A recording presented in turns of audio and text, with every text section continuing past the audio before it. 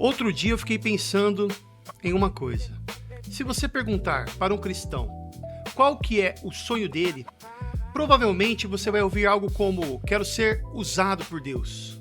Isso é uma resposta bonita. O problema é que, às vezes, sem perceber, muita gente traduz essa frase assim: eu quero fazer algo grande. Mas será que foi isso que Deus prometeu? Porque quando eu olho para a Bíblia, encontro uma coisa curiosa. Eu vejo homens e mulheres que Deus usou de maneira impressionante, mas também vejo milhares de pessoas que nunca tiveram seus nomes registrados. Gente que viveu, trabalhou, criou filhos, serviu a congregação e morreu confiando no Senhor. A pergunta é: essas pessoas viveram uma vida menor? Ou será que fomos nós que começamos a admirar as coisas erradas? Eu acho que existe uma pressão muito forte sobre nós. Parece que uma vida só tem valor se ela for extraordinária. Você precisa ser conhecido, precisa ter influência, precisa deixar um legado que as pessoas comentem depois que você morrer. É curioso, né? Como esse pensamento entrou na igreja. Às vezes parece que a fidelidade já não basta. É preciso fazer algo impressionante. Só que existe um detalhe. Nós vivemos em uma cultura que recompensa visibilidade. Deus, porém, nunca prometeu recompensar, visibilidade. Ele procura fidelidade. São coisas completamente diferentes. Pense em quantas pessoas você conhece que passaram a vida inteira cuidando da família, trabalhando com honestidade e servindo a igreja local. Provavelmente elas nunca foram convidadas para uma conferência. Nunca escreveram um livro. Mesmo assim, terminaram a corrida olhando para Cristo. E, sinceramente, será que Deus olha para essas vidas e pensa: que desperdício? Claro que não. Quem pensa assim somos nós. Talvez porque aprendemos a medir a importância pela régua da internet. Quanto maior o alcance, mais importante a pessoa parece. Só que o reino de Deus funciona de outro jeito.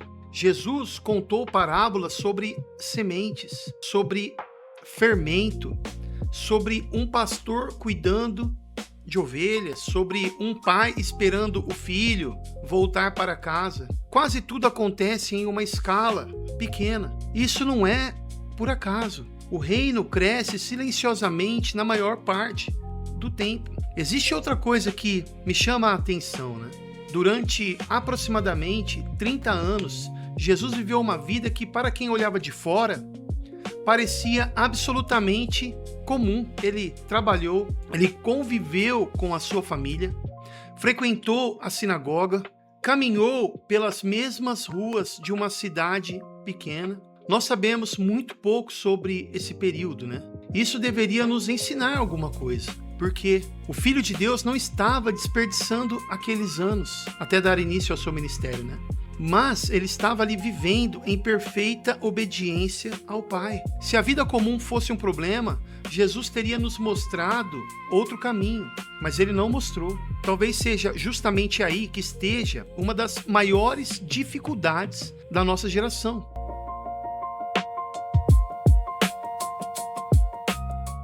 Nós queremos viver momentos extraordinários. Deus está interessado em formar pessoas fiéis. Por isso eu digo que existe uma ilusão muito perigosa. A ideia de que a vida começa quando finalmente descobrimos o grande propósito. E é por causa desse pensamento que nós deixamos de viver o dia de hoje. Esperamos a grande missão, esperamos o grande projeto, esperamos a oportunidade perfeita. Só que a maior parte da vida nunca será assim. Ela acontece quando você abre a Bíblia antes de sair para o serviço, quando você escolhe agir com honestidade, mesmo sabendo que ninguém descobriria uma mentira, quando você pede perdão, quando você perdoa, quando visita alguém que está sofrendo, quando canta com a igreja no domingo, São coisas simples, mas simples não significa coisas pequenas e sem valor. Na verdade, eu acho que o nosso problema também é outro, né? Porque nós nos acostumamos a chamar de comum aquilo que Deus chama de precioso. E existe, né, uma razão para isso. Nós esquecemos quem nós somos. Pare para pensar.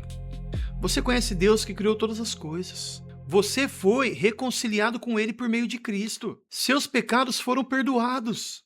Você recebeu uma esperança que nem a morte consegue destruir. O Espírito Santo habita em você. Você faz parte da família de Deus. Seus olhos foram abertos dizendo que você vive em uma batalha espiritual.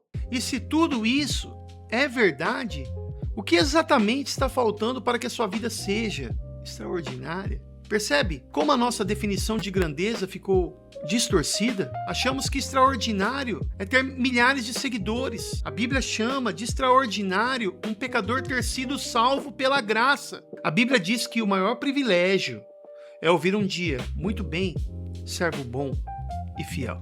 São parâmetros completamente diferentes. Talvez você nunca seja conhecido fora da sua cidade, talvez o seu nome nunca apareça em lugar nenhum, mas isso não significa que sua vida terá menos valor. E se Deus colocou você em uma família, em uma igreja local, em um trabalho, em um bairro, existe um motivo para isso. A sua vocação não é viver imaginando outra vida, é glorificar a Deus na vida que Ele te deu.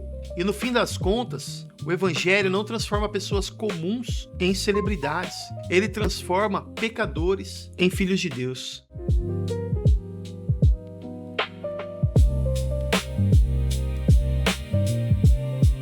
E quando entendemos isso, acontece uma mudança silenciosa dentro de nós.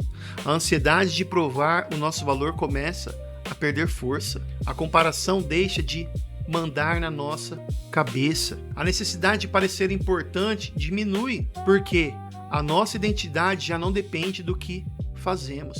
Depende de quem nos comprou com seu sangue.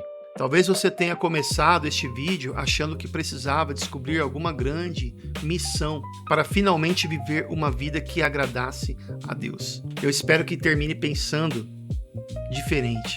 E se esse vídeo falou com você, compartilhe com alguém que talvez esteja carregando o peso de achar que nunca faz suficiente para Deus. E se você gosta de conversas como essa, inscreva-se no canal. Toda semana tem conteúdo para ajudar você a olhar para a vida através das lentes do Evangelho.